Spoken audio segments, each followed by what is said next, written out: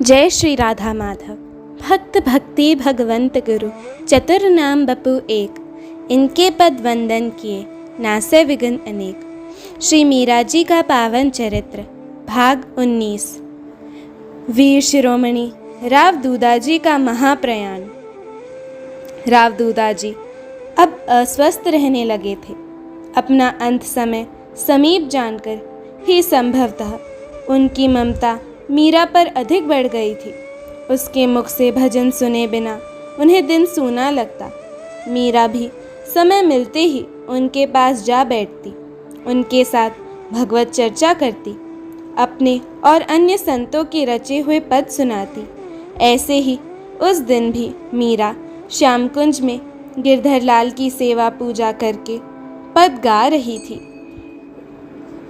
प्रणाम करके तानपुरा एक ओर रखा तो गंगा ने बताया, राजपुरोहित जी आपकी आज्ञा की प्रतीक्षा कर रहे हैं। पुरोहित जी ने बताया, महाराज आपको याद फरमा रहे हैं। मीरा ने जाकर देखा कि दूदाजी के पलंग के समीप वीरमदेव, रायसल, रायमल, रतन सिंह और पंचायन पांचों पुत्र, राजपुरोहित जी, राजवैद्य जी, दीवान जी आदि मुख्य व्यक्ति बैठे हैं। मुझे किसी ने बताया ही नहीं कि बाबूसा का स्वास्थ्य आज इतना गिर गया है और जोधपुर से छोटे कुंवरसा, रायमल और काकोसा पंचायन भी पधार गए हैं। मीरा ने मन में सोचा। सहसा आंखें खोलकर दूदाजी ने पुकारा, मीरा। मैं हाजिर हूँ बाबूसा। मीरा तत्परता से उठकर उनके समीप पहुंच गई। दूदाजी बोले, मीरा भजन गाओ बेटी। पद पूरा हुआ। दूदाजी ने चार भुजानाथ के दर्शन की इच्छा प्रकट की। तुरंत पालकी मंगाई गई। उन्हें पालकी में पौढ़ाकर चारों बेटे कहार बने। भाइयों के आग्रह से वीरमदेव जी छत्र लेकर पिता के साथ चले। 2 घड़ी तक वे दर्शन करते रहे। लौटते समय पुजारी खूबीराम जी ने चरणामृत, तुलसी माला और कंठी प्रसाद भेंट किया। वहाँ से लौटकर श्याम कुंज में गिरधर गोपाल के दर्शन किए। अब चल रहा हूँ स्वामी, अपनी थाती मीरा को संभाल लेना प्रभु, उन्होंने मन ही मन कहा। महल में लौटकर वे आंखें मूंदकर सो गए। मीरा ने उनके भाल का पसीना पोंछा। वैद्य जी परीक्षा की आज्ञा चाहते हैं दाता हुक्म, रतन सिंह ने कहा। आंखें मूंदे हुए ही उन्होंने जरा सा हाथ हिलाकर संकेत किया, थोड़ा रुको। कुछ देर बाद उन्होंने आंखें खोली। अब आपकी दवा के दिन बीत गए वैद्य जी। अब तो औषधम जानवी तोयम वैद्यो नारायणो हरि है। मेरी 2 अभिलाषाएं हैं। उन्होंने वीरमदेव की ओर देखा। हुक्म दीजिए। पांचों बेटे एक साथ बोल पड़े।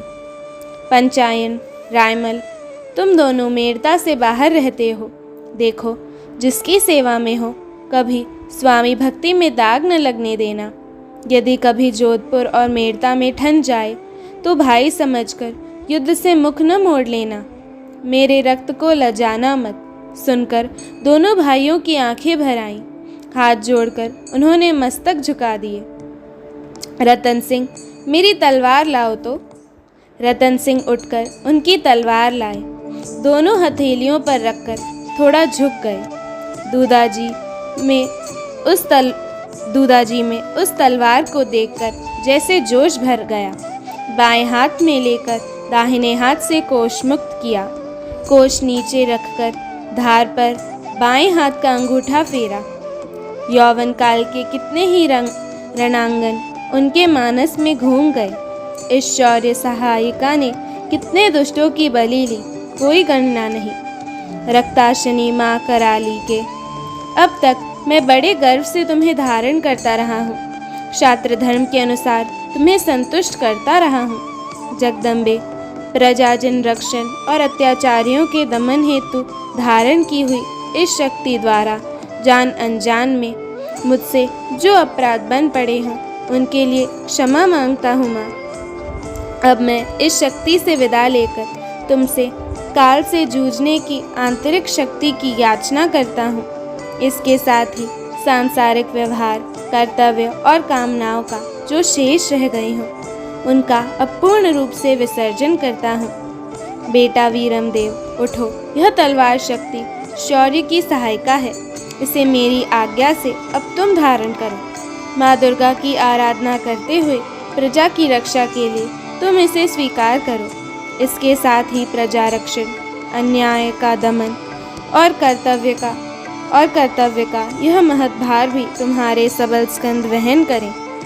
पिता की आज्ञा से वीरमदेव उनके पलंग के समीप जाकर और विनयपूर्वक दोनों हाथ फैलाकर झुक गए। दूदाजी ने दोनों हाथों में लेकर सिर से लगाकर राजा के समस्त कर्तव्यों सहित वह भारी करवाल वीरपुत्र के हाथों पर रख दी। वीरमदेव राजपुरोहित जी और पिता को प्रणाम करके यथास्थान बैठ गए। आपकी वे दो अभिलाषाएं दाता हुकुम? उन्होंने पूछा। हाँ। मीरा, जयमल, मेरे पास आओ बेटा। मैं जयमल को योद्धा वेश में और मीरा को अपनी राजसी पोशाक में देखना चाहता हूँ। उन्होंने दोनों बालकों के हाथ थामकर कहा। रायसल उठकर जयमल को योद्धावेश में सजाने ले चले और मीरा ने भी रनिवास की ओर पद बढ़ाए। थोड़ी देर बाद ही दोनों भाई बहन सुसज्जित होकर लौट आए। बालक जयमल की देह पर वीर वेश खिल उठा। कमर में तलवार, पीठ पर ढाल और हाथ में भाला लिए हुए अपने होनहार पौत्र को देखकर वृद्ध दूदाजी की आंखें चमक उठी। सर्वाभरण भूषिता मीरा की रूप छटा देखकर लगता था मानो लक्ष्मी ही अवतरित हो गई हो। दूदाजी ने बैठने की इच्छा प्रकट की। पुत्रों ने पीठ की ओर मसनद की ओट लगाकर उन्हें बिठा दिया। कृष्ण सुभद्रा जैसी भाई बहन की जोड़ी ने सम्मुख आकर उनके चरणों में मस्तक झुकाया। उन्होंने दोनों के सिर पर हाथ रखा। कुछ देर उनके मुख को देखते रहे, फिर आशीर्वाद देते हुए बोले, प्रभु कृपा से तुम दोनों के शौर्य व भक्ति से मेड़तिया कुल का यश संसार में गाया जाएगा। भारत की भक्तमाल में तुम दोनों उज्ज्वल मणि होकर चिरकाल तक प्रकाशित होते रहो। तुम दोनों का सुयश पढ़ सुनकर के लोग भक्ति और शौर्य की असीधारा व्रत पर चलने का उत्साह पाते रहें। भगवान चार भुजानाथ की कृपा तुम दोनों पर बनी रहे। उनकी आंखों से मानो आशीर्वाद स्वरूप आंसू झर पड़े। दोनों भाई बहन उनके पलंग के पास ही बैठ गए। अब दूसरी इच्छा फरमाई। वीरमदेव जी का विनम्र किंतु गंभीर स्वर गूंजा। बेटा, संसार छोड़ते समय संत दर्शन की लालसा थी। उन्होंने थोड़े हताश स्वर में कहा, यह तो प्रभु के हाथ की बात है बेटा। लेटने की इच्छा प्रकट करने पर रायमल और पंचायन ने उन्हें पौढ़ा दिया। वीरमदेव जी ने उसी समय पुष्कर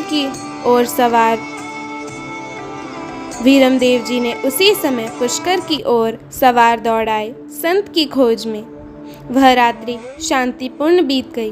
प्रातः नित्य कृत्य और गिरधर गोपाल के भोगराग से निवृत्त होकर मीरा दूदाजी के पास आई। प्रणाम करके आज्ञा पाकर वह गाने लगी। पद पूरा करके अभी मीरा ने तानपुरा भूमि पर रखा ही था कि द्वारपाल ने आकर हाथ जोड़ निवेदन किया, अन्नदाता, बाहर कोई साधु पधारे हैं। उसकी बात सुनते ही दूदाजी एकदम चैतन्य हो गए, मानो बुझते दीप की लौ भभक उठी। आँख खोलकर उस ओर देखा और उसे संकेत किया संत को पधराने को। वीरमदेव जी, रतन सिंह, राजपुरोहित जी उनका स्वागत करने के लिए एक पद ही बढ़ने पाए थे कि द्वार पर गंभीर स्वर सुनाई दिया, राधे श्याम। सबकी दृष्टि उस ओर उठ गई। मस्तक पर घन कृष्ण केश, भाल पर तिलक, कंठ और हाथ तुलसी माला से विभूषित श्वेत वस्त्र, भव्य मुख वैष्णव संत के दर्शन हुए। संत के मुख से